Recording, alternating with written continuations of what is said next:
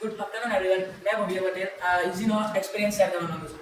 મેં ઇઝીમાં 2 વર્ષથી આવ્યો છું. મેં 9th સ્ટાન્ડર્ડમાં જ્યારે આવેલો ત્યારે મને ખબર બી નહીં હતી કે આમાં કરવાનું છે અહીંયા. ને રિપોર્ટ જ્યારે આવતા હતા ત્યારે મને ખબર બી નહીં પડી કે મારું આટલું બધું પેન્ડિંગ છે ને મારે લખવાનું બી આટલું બધું. મને તો બહુ કંટાળો આવ્યો. પછી મેં ધીરે ધીરે લખવાનું ચાલુ કર્યું તો બી મારું બોર્ડનું નામ આવ્યા જ કરે.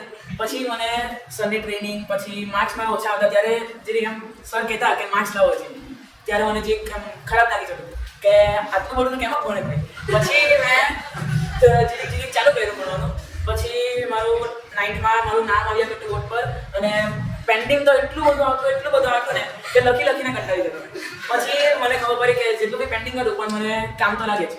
પછી મેં 10thમાં આવ્યો પછી મને એવું ખબર પડી કે સરની ટ્રેનિંગ્સ અને મેમનું જે મેથ્સના અને સાયન્સના એક્સપ્લેનેશન છે તેમાં બહુ મજા આવે. ને સરની ટ્રેનિંગ્સ છે તે તો છે જ ને એમાં તો મને ટાઈમ મેનેજમેન્ટની અને કરિયર સિલેક્શનની ટ્રેનિંગ તો મને બહુ જ ગમી. અને મેમ તો મેથ્સ બહુ મસ્ત ભણાવી.